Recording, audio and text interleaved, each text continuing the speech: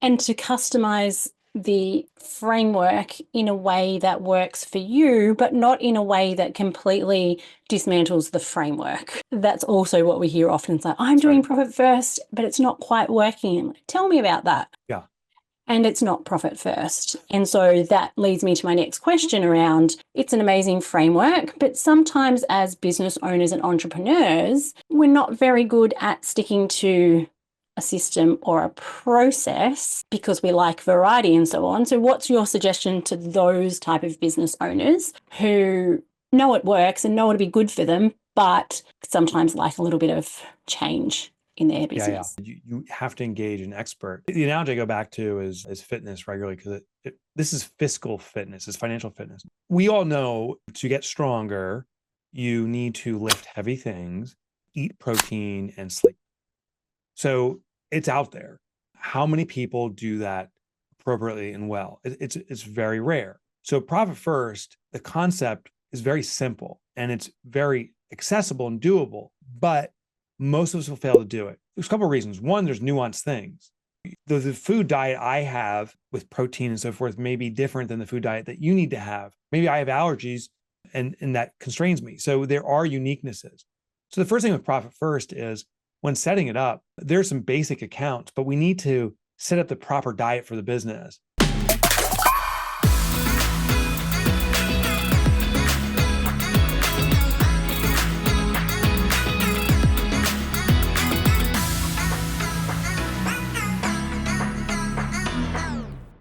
On today's episode of the Profit First podcast, Australia and New Zealand, I am interviewing Mike Michalowicz, the author of Profit First, and the reason why there are so many of us who do what they do, and the reason why I have this podcast to bring to you and guide you along the way of building profitable businesses that result in cash in the bank profit, not just your paper profit. So through this episode, you'll hear Mike's story about how Profit First came about.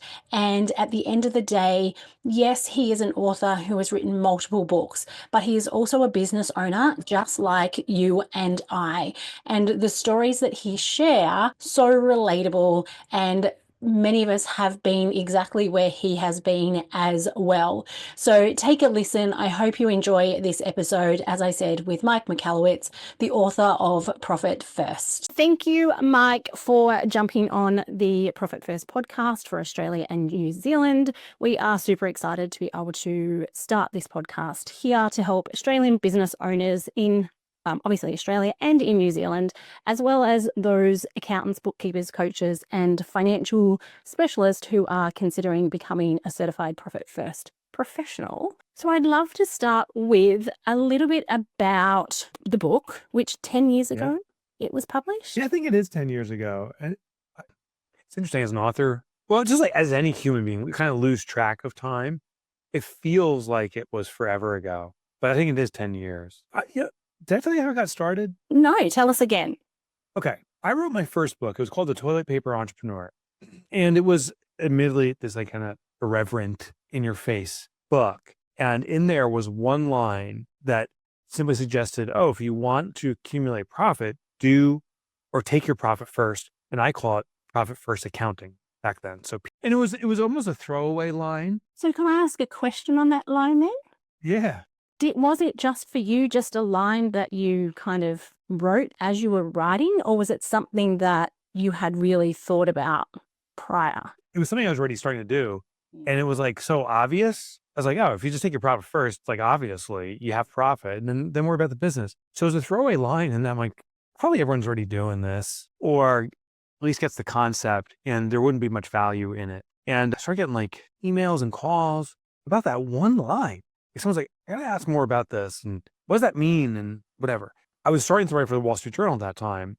And they wanted these really kind of quippy, succinct, out of the box ideas. So one of the examples that I remember specifically was a lot of these small businesses need to hire a lawyer for writing contracts or something, or perhaps litigation, but just can't afford it. Mm-hmm. So I presented this hack. And what the hack was, I don't know how it is down under, but up here you go to a university, they have legal departments, and you can be a project. So you go to the legal professor and you tell her, I have a contract I need for a client or something. Could you have your class produce it? And so the class has a real world practical experience. They can even add to the resume that they've done it for your business. The professor oversees it and it's free. So that was like a little hack I wrote about, like get legal advice and contracts and all that stuff at no cost. And that was it was a little bit of a hit. And people were like, oh, that's really out of the box. So then I remember hearing out of the box and other people commenting on Profit First. I'm like, I'll write about what I'm doing with Profit First. So I write the article. It's 600 words, 800 words. It was nothing big. It hits the Wall Street Journal, online editions. It doesn't even go into the print newspaper. And then bing, bing, bing, all start coming in. And I didn't even share my email. I don't know how they got it. And people are like, that's insane. Who does it? This is amazing. We're going to try it out. Over a period of time, I got a lot of emails. My heart wants to say hundreds. Maybe it was dozens, but it felt like hundreds. Or maybe it was. I don't know. And it's like, I got something here. Then I wrote the book. The last little caveat that some people don't necessarily know, because I don't want to talk about too much, is I had a publisher at the time. It was Penguin Books. I'd written another book called The Pumpkin Plan. It's been a moderate success, and it continues to keep selling. And they said, we want to do another book with you. I said, I have this profound idea, and I want to call this book Profit First. And they rejected it. They said, we don't need another accounting book. There's so many out there. I'm like, yes, and this is not an accounting book. Like, this is the antithesis of it. It works with how people are wired. It's cash flow management. They didn't get it. So I gave them the big screw you. I went back to self-publishing, which I did with my first book, wrote it, and then kind of the rest is history. Penguin called me a year and a half later and basically said, whoopsie, we want to buy the rights to Profit First. That's when Profit First Revised and Expanded was released. That was, in fact, about 10 years ago. And it's become moving. There's over 1 million books. We think it's maybe even 1.1, but say 1 million books in circulation.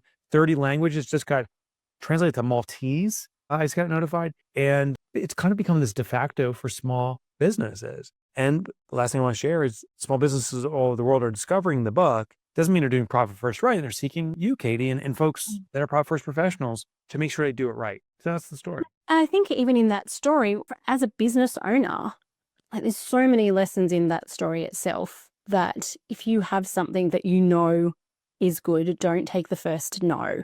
Don't leave it be. If it's something that's worked for you, then make sure that you keep pursuing it and finding the right people to do the right jobs, because you never know what's going to. You never know, but you never know, but you do know.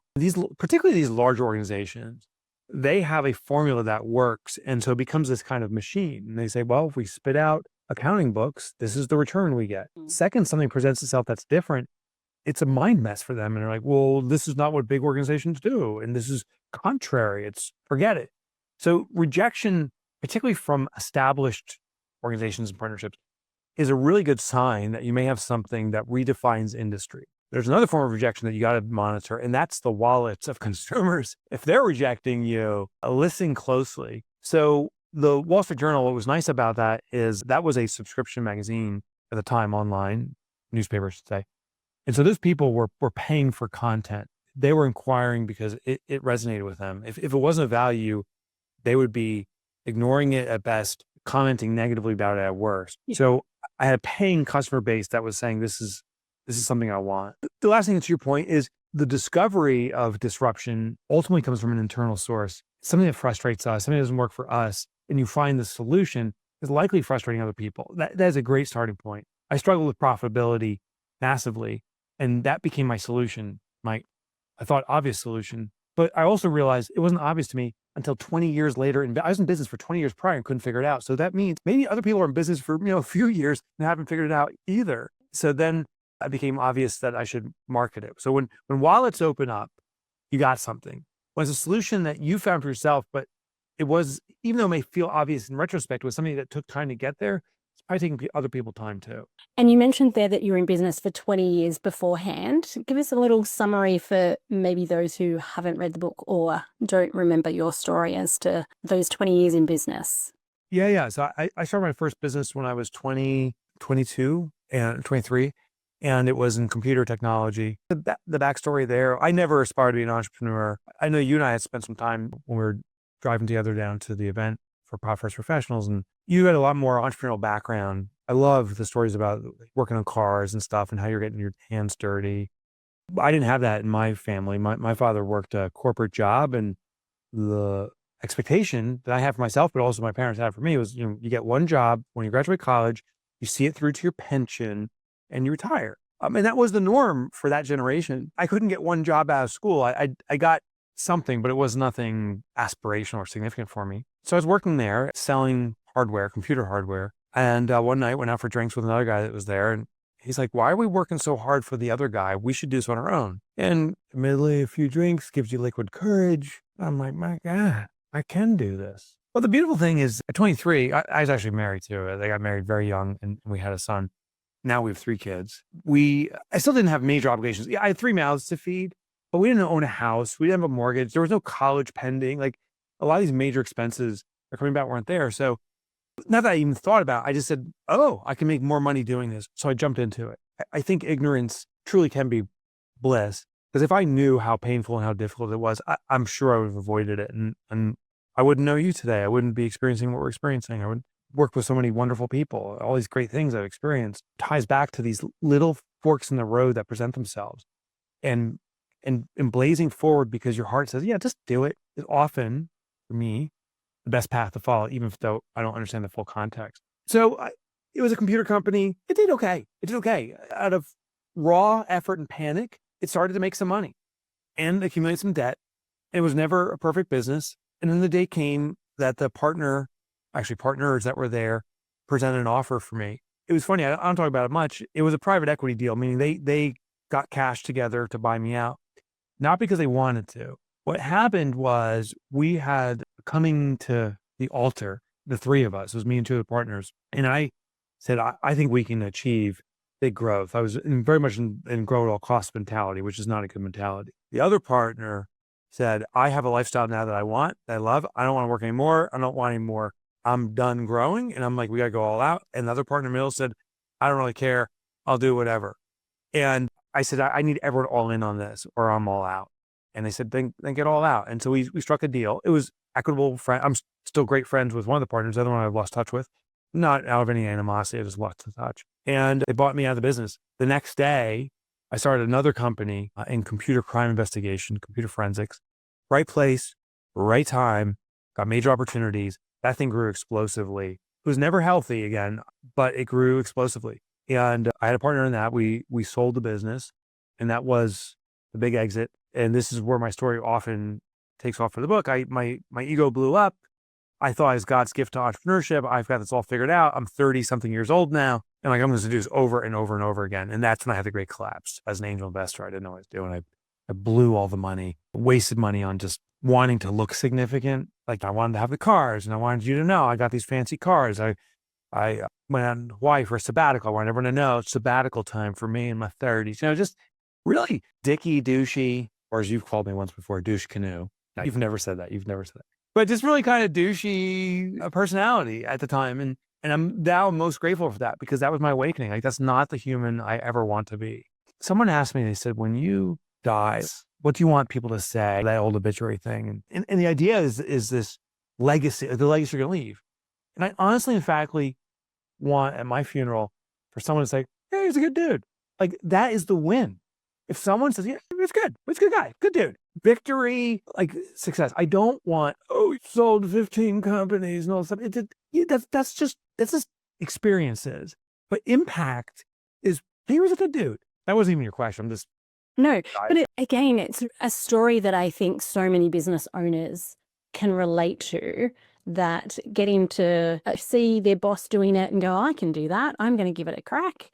Yeah. And then end up in a world of trouble because they don't see the decades of work that the boss has done before that to build up a cash reserve to get him through the tough times, and then they struggle. And what I find here is I at least get a lot of clients between the 3 to 5 year mark in business. Yeah. And I say that that's when they have their oh shit moment. It's like the first couple of years, we're all told that it's going to be tough. Then they get through that and then they go, oh shit, like, is this it? And they either keep on doing it and keep on struggling forever and a day, or they put their hand up and they start to look for solutions. And that's where people come across your book so often, is because they finally have that moment to go, oh, this is not all it cracked up to be. What can we do? And so there wasn't, so my parents were self-employed. There wasn't these types of resources when they were self-employed in the 90s, 80s and into the 90s. And they struggled in business and went through all the ups and downs that everybody does. And I'm just so grateful that we have your book and those who are excited to help small businesses in Australia and New Zealand not suffer like we have had in the past. And all we need is for people to go, actually, that's me. Like, this is not working. And then we can start that conversation and get them help, because it doesn't have to be as tough as it is. And I'm sure probably the stats are similar in America, but in Australia, it's 80% of small business owners will fail in the first 5 years, where I'm like, okay, that's great, but I'm more concerned about the 20 who hang around, because that doesn't mean that they're profitable. It just means that they're clinging on and they don't know what else to do. And so for me, that's really the focus. It's like those who say, I'm sticking it out, let's make sure that we can help them, because it's tough. That's the scary stat. So similar here. Now, the percentages that bounce around, I don't know how truthful they are, but the ones I hear is within 5 years, 50% are done out. And I don't know if it's more or less, but that's what they say. To your point, those are the lucky folks. They gave it a shot, didn't work, but they brought finality to it. It's the remaining 50% that are unlucky. So the stat here is, of the 50% that continue on, 83% of them survive check by check. So now you have the vast majority of sustaining businesses under constant duress, and is horrible. I have tinnitus. I always say tinnitus. That's my pronunciation, but tinnitus. And what it is this constant ringing sound. I've become so used to it. It's almost ignorable. It's like a white noise, but it is loud, and it's a squeal, and it's always there. And I'm like, oh, this is such a great parable or parallel to what happens in our finances for those sustaining businesses. Those companies that continue on, there is this screaming, ringing sound, but it's at the base of your skull.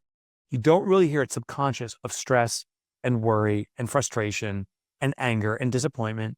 And when your spouse says, aren't you going to be home tonight? And you're like, no, you're angry at your spouse for asking, and you're mad at yourself because you really should be, but you're trying to make another buck because you can't make it. Those things happen constantly. I got an email yesterday or the day before. It was a really cool email because I can't remember who it was now, but the reader of Profit First said, thank God I'm off the revenue train. That was her opening line.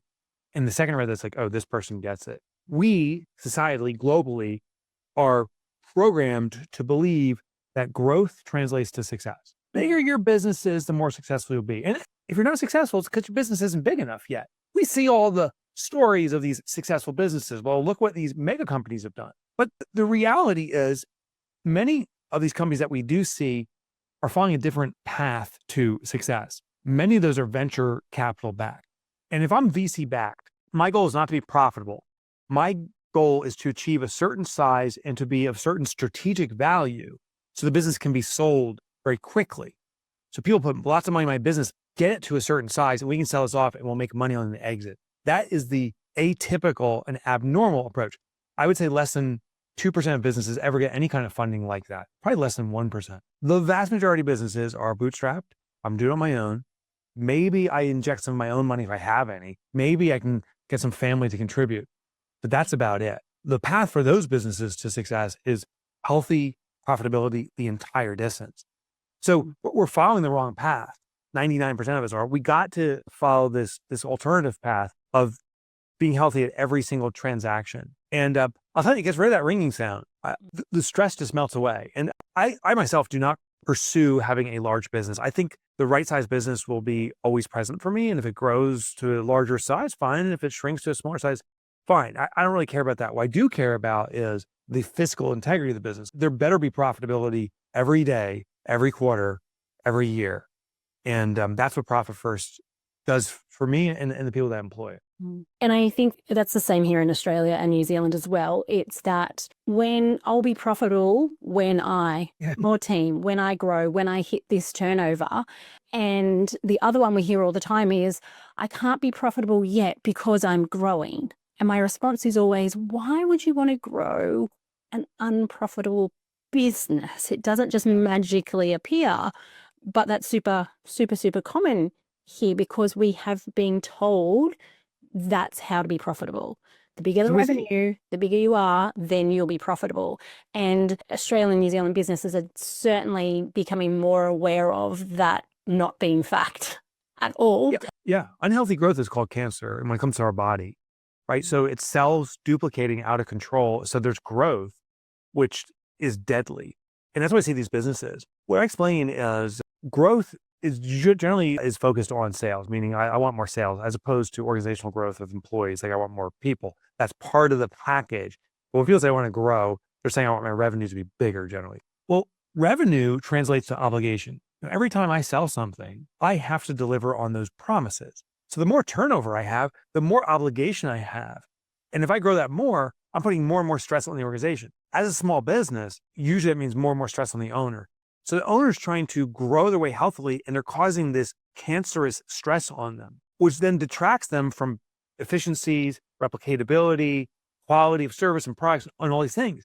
The company starts collapsing on itself. And so they try to, what many will do is they'll start playing the cash flow game. What they'll do is say, well, if I can collect bills, payments a little faster, and I pay a little slower, I'll have cash flow. And so you have this little short bridge of time where you're like, oh, I got extra money in the bank. Maybe this is working. I just got to keep growing. And that's when the trap is set and you cannot escape it. You have to keep outpacing, selling more and more to keep up with this insatiable debt that's just coming after you. And the day those sales drop and you can't keep the cash flow game going, the whole house of cards comes down. So it's very hard for people to see. The general exposure we have is growth is good. It's not. Uncontrolled growth is not. Unhealthy growth is not. So we see that's good when it's not.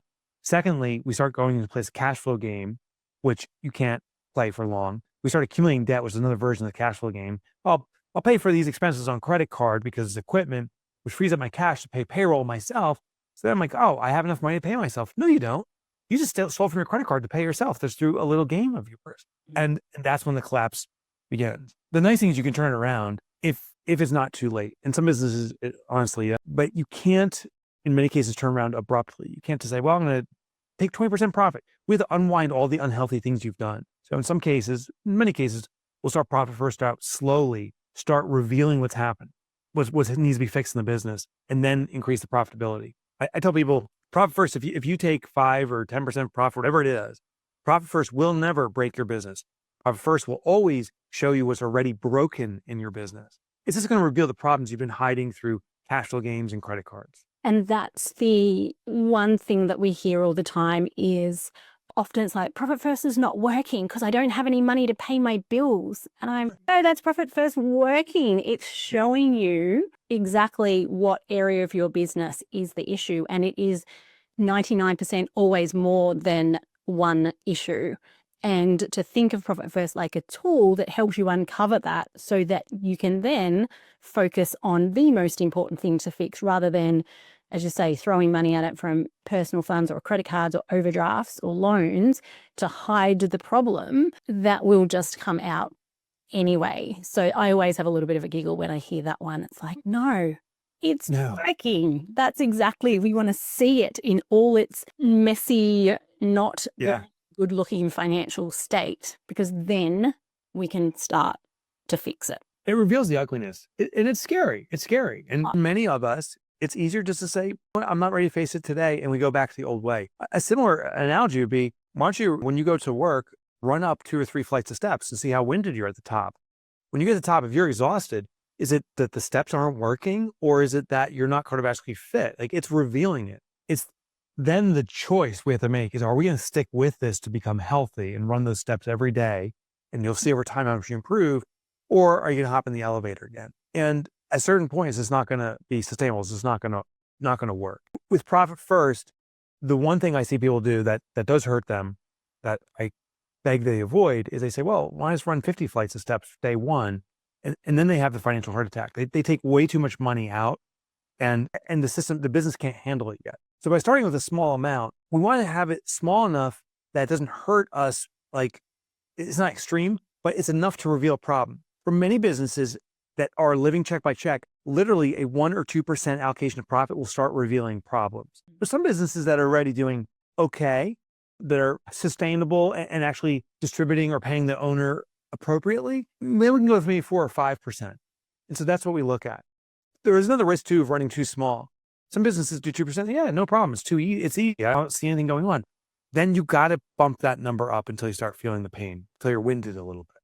And to customize the framework in a way that works for you, but not in a way that completely dismantles the framework. That's also what we hear often. It's like, I'm doing profit first, but it's not quite working. Tell me about that. Yeah. And it's not profit first. And so that leads me to my next question around, it's an amazing framework, but sometimes as business owners and entrepreneurs, we're not very good at sticking to a system or a process because we like variety and so on. So what's your suggestion to those type of business owners who know it works and know it'll be good for them, but sometimes like a little bit of change in their business? I mean, there's no question you're setting me up for a home run hit here. You have to engage an expert. The analogy I go back to is fitness regularly, because this is fiscal fitness, it's financial fitness. We all know to get stronger, you need to lift heavy things, eat protein, and sleep.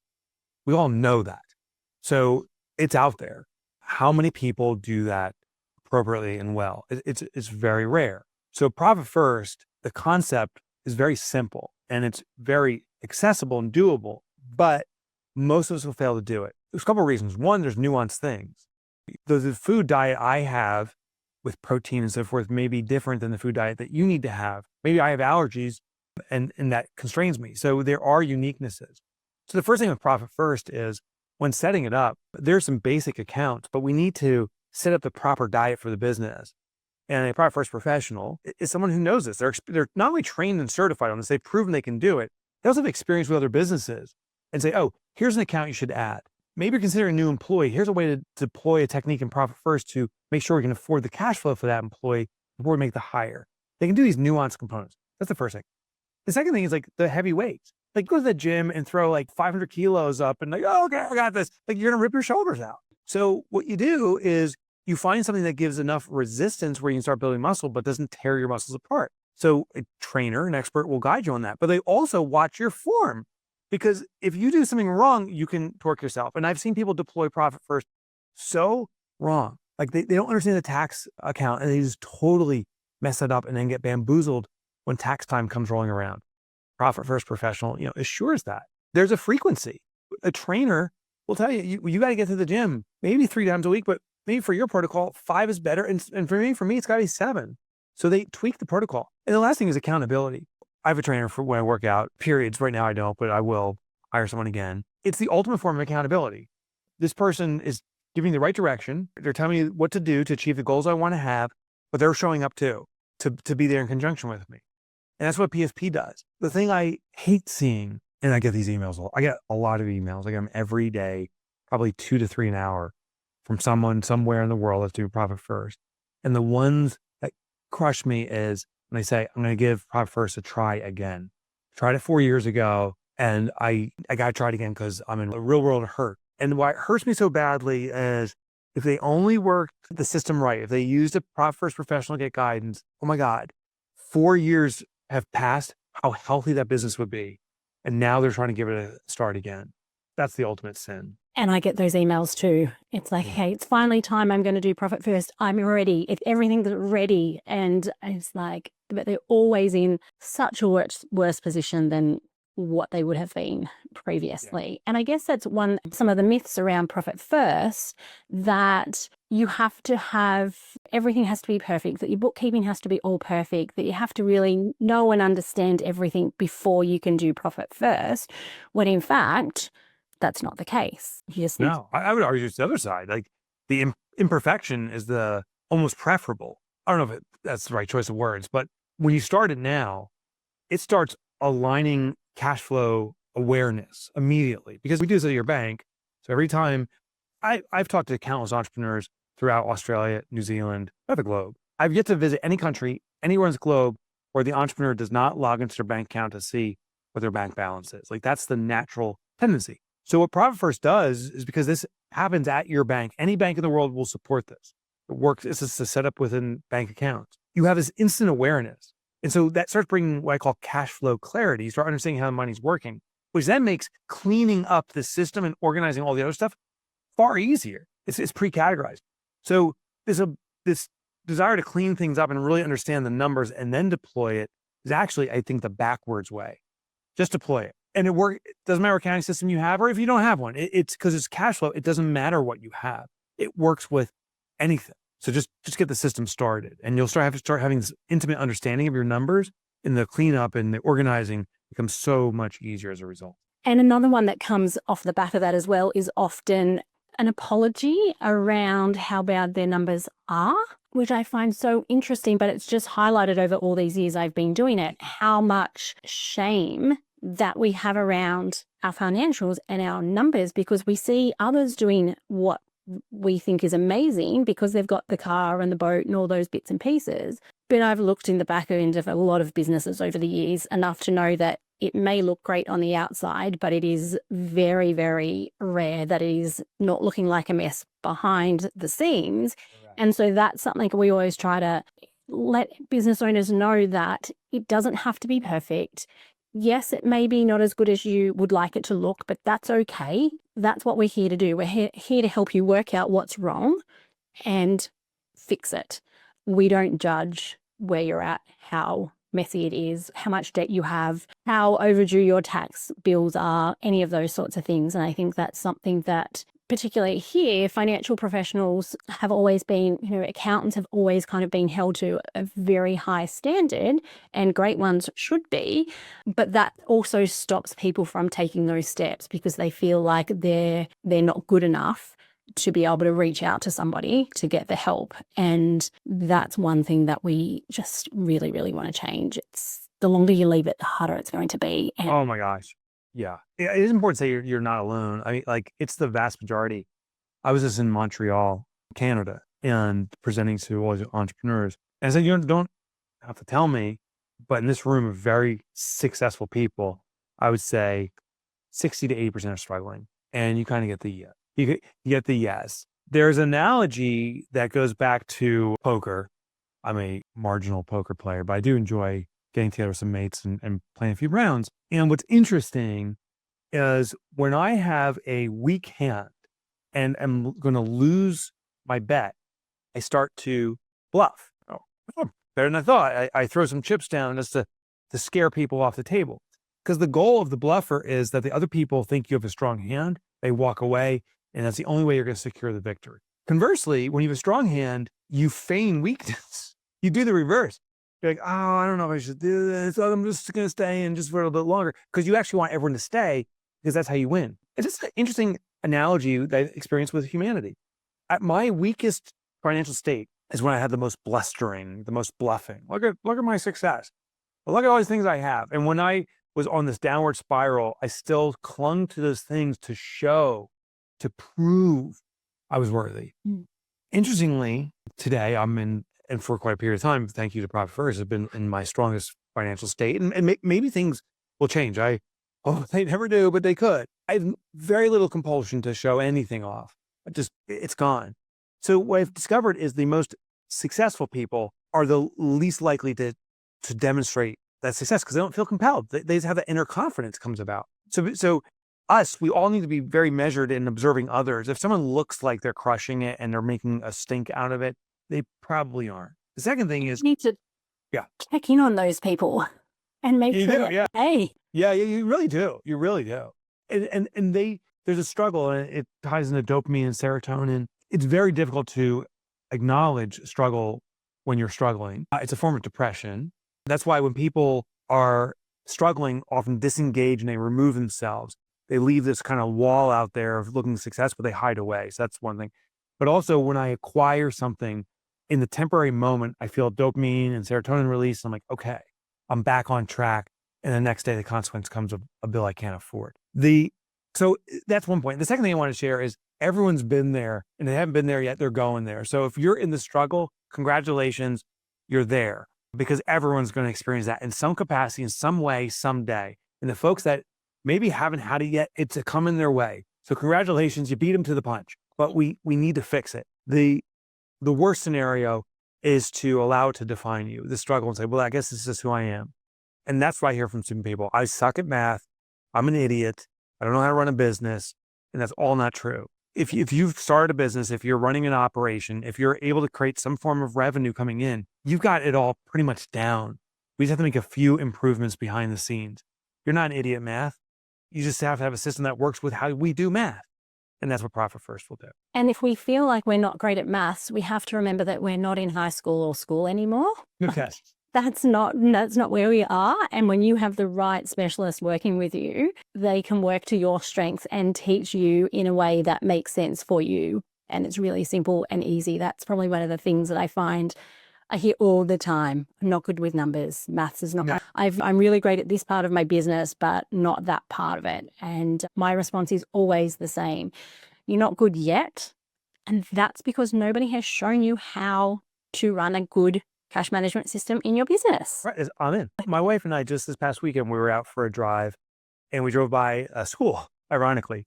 And we both looked at each other and said, thank God neither of us in school anymore, the tests and so forth. And my wife went to a school where they actually physically hit you if you didn't do the math right. And so there's trauma associated with that. And so she would never look at the numbers. She would say she's horrible and it's not for her. Well, we implemented Profit First at our home at the same time we did Profit First in the business. She knows the numbers so intimately, it just clicks. Or she'll call me and say, hey, one of these accounts is a little low, or hey, we shouldn't go out to dinner this week because the dinner account isn't there. Like, she's got it going. To your point, it's not that she wasn't good at math. She's had a system that was unnecessary and awkward. This system just works with her nature and most of human nature. And now she's crushing it at the math. And that's the key. It is such a simple system when set up correctly. Right. Or you and your business are relevant of how you feel about numbers and how you feel about maths or how bad your business has been in the past. We can start with where you are now and make a change from here. And so you talked about your wife and her now understanding and knowing the numbers. That leads me then to my question about your next book, if you would like to share with us and when we can expect that one. Yeah, you can expect it in the new year of 2026. So it's way away. The irony is the book is done. It just has to go through the publication process, and maybe things will change over time because it's a long wait, particularly with all the advents in technology that's happening right now. I just wish I could get it out. The new book's called The Money Habit. And what I did was a call from a business owner who deployed Profit First. And he owns a company that restores garage doors, makes your garage door function. And he said, I want to teach this to my employees, because he realized that if his employees were financially struggling, that they would bring that worry, that stress, that ringing sound to work and can't be fully there. The solution is not to continually give people more money, because at a certain point, the company can't afford that. It's not sustainable. But often employees say, I need more. And they're not resolving their financial issues. So everyone goes down. So he said, I need to give them education and support them. They make great salaries for the work they do, but they need to know how to manage it. So I said, oh, okay, how many folks you got? 10, 15 folks will help them. He goes, 900. It's a national company of 900 employees. And so we started this process with A1 Garage Door Services and started teaching them. What was interesting is the core bones are the Profit First system, but there's a couple of differences. The entrepreneurial revenue journey or income journey is very volatile. We're as good as our last sale, effectively. So it can be up and down, where for an employee, there's a much more predictable earning. You don't have that volatility. So you get a salary every week or two or month, whatever the payroll schedule is. Now, you don't have the potential upsides. You can get raises and bonuses and stuff, but since you don't own a business, it's unlikely you'll have these massive spikes. But the benefit, of course, is you don't have those massive lows either.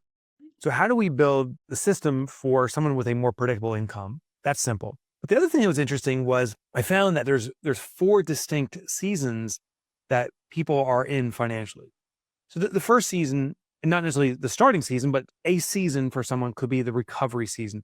Recovery is where we've accumulated debt. We have financial obligations beyond our current means, perhaps, and putting ourselves in a position where we can start climbing out of that, where we orient our spare money, if you will, to address that. I also realized that some people confused needs, the essentials to live and the non-essentials to live.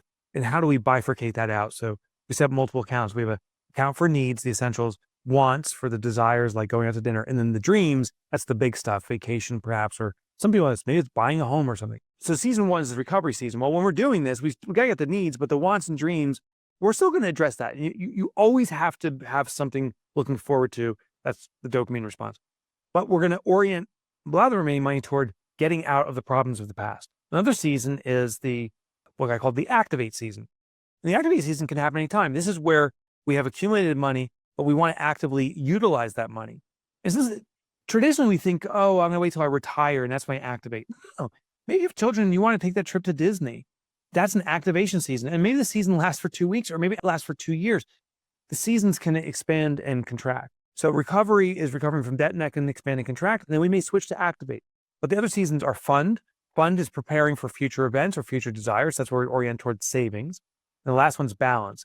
Balance is the equilibrium between funding for the future and activating, living in the now. What I found so interesting as I went through this program with all these individuals was the greatest gift is not the financial wins, which were happening. They're getting control over it. I thought that'd be the greatest win, and it was tremendous. But the greatest win was presence, meaning as people started taking control over their money and understanding how it was working, that ringing tinnitus went away. They started to be more present in the day-to-day because they knew how the money was working. They didn't have to worry about it anymore. So the subtitle for the book, The Money Habit, is The Worry-Free Way to Financial Independence. That's what we need to mitigate. Get rid of worry, and everything turns around. This is not a get-rich-quick book. This isn't you'll be a multi-millionaire. That is not where the happiness is. The happiness is that you don't have to worry about the money in the first place. And I believe it can be done on any budget. And I think you can achieve that worry-free feeling pretty quickly. Just like with Profit First, when you deploy it, you don't become a millionaire overnight, and maybe never will, but the confidence sits in right away, and you can be so much more present. And that's what I love hearing back from these pre-readers and people are experiencing before the book's even released, is they're so much more present for their lives. And that's the win for hopefully he's a good guy for me. Awesome. And I'm sure that 12 months will roll around quite quickly anyway. And before we know it. It flies. Yeah, it will. Awesome. Thanks, Mike. If you could leave our listeners with one hint or tip or word of advice, what would that be for them today? The one word of advice is you are wickedly smart. And I think it's underappreciated. I think we find so much evidence of where we fall short. I'm not good with money. And here's the proof. I can't sell. And here's the proof. But if you look at the overwhelming evidence, if you're an entrepreneur listening to this, you've done what very small portions of the population will ever do, is starting a business, growing a business. That takes wicked courage, and you have to be wickedly smart to do it. I just hope people embrace that. I hope they also realize that curiosity is what will take you the distance. So look where you've gotten now, and wherever you're frustrated that you're not progressing, become curious, explore the solutions, realize that what we've used up to this point has gotten us to this point, but may not continue us. And so we have to look at something new, which maybe it's Profit First, or maybe it's something else, but keep that exploration going. That's what the wickedly smart people do. Thank you very much, Mike. Thank you.